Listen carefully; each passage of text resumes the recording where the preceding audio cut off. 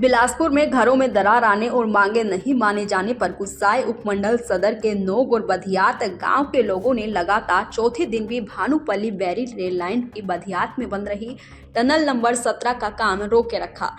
इन्होंने रविवार को काम बंद कराने के साथ धरना शुरू किया था, जो कि बुधवार को भी जारी रहा।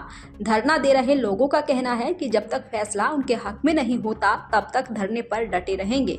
लोगों ने बुधवार को भी निर्माणाधीन टनल के साउथ पोर्टल पर धरने पर बैठे रहे हैं। उन्होंने काम कर रही कंपनी और रेल विकास निगम के खिलाफ जमकर नारेबाजी की है।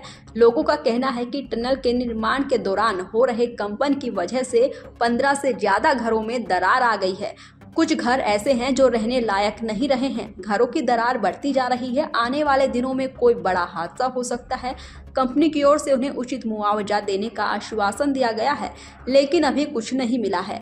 टनल निर्माण के दौरान गांव को जाने वाले रास्ते भी खराब हो चुके हैं, उन्हें ठीक नहीं किया जा रहा। लोगों के पेयजल का स्रोत रही बावड़ी भी सूख चुकी है। इसके अलावा रेल लाइन से प्रभावित लोगों को कंपनी में रोजगार भी नहीं दिया जा रहा। बता दें कि टनल 17 का निर्माण बिलासपुर शहर के साथ बधियात से लेकर नोग गांव के बीच बन रहा है।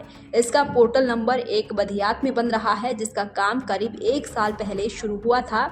वहीं नोग गांव में बन रहे पोर्टल नंबर 2 का निर्माण दिसंबर में शुरू हुआ है। ग्रामीणों ने दिसंबर में भी मांगों को लेकर टनल का निर्माण बंद कराया था। मेरा नाम सावित्री देवी है, नोग टिक्कर के रहने वाली हूँ। हमारा मकान जमीन सारी बर्बाद हो गई। हमारे को मुआवजा मिलना चाहिए और हमारा काम कोई नहीं कर रहे हैं। हम तो बर्बाद हो गए। हमको जमीन भी मिलनी चाहिए और मकान भी मिलने चाहिए। हाँ, जो या तो हमारा कहीं रहने का स्थान दे दो हमारे को। क्या सरकार के पास कुछ नहीं है? क्या कंपनी वालों के पास कुछ नहीं है? इनके पास क्या कुछ नहीं है? हम तो मरने वाले। हमारी पहाड़ी बस बिल्कुल बैठने वाली। नहीं, कोई नहीं आए। कंपनी वाले आए हुए थे, बस फोटो लेकर ले जाते हैं और फिर बोलते हैं मिलेंगे आपको, सब कुछ मिलेगा। कुछ नहीं मिला हमारे को। हम यहाँ से नहीं उठेंगे, हम यहीं रहेंगे, यहीं तरपाल लगाएंगे और यहीं सो जाएंगे, यहीं अपने बच्चों को लेकर आएंगे। हम कहाँ जाएं? क्या सरकार के पास कुछ नहीं है? क्या कंपनी वालों के पास कुछ नहीं है? हम कहाँ जाएं? कहाँ जाएं? हम बता दो हमारे को। गाँव सब कोई नौकरी वाले नहीं है, कोई कुछ नहीं है भाई।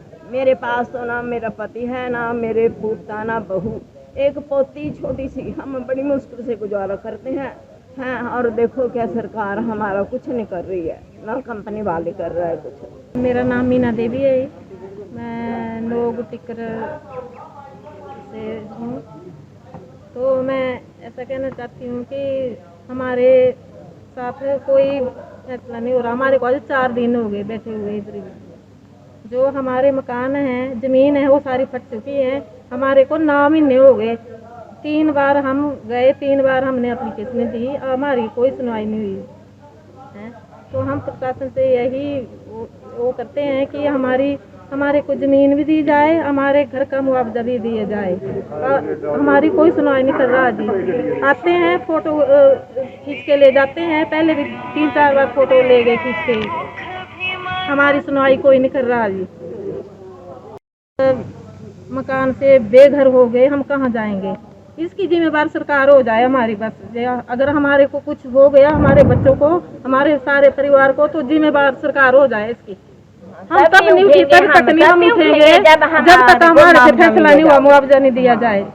जब तक हम यहीं रहेंगे, हम भूखे रहेंगे, चाहे प्यासे रहेंगे, चाहे कुछ भी होगा, हम यहीं रहेंगे जब तक हमारे साथ कोई फैसला नहीं हुआ।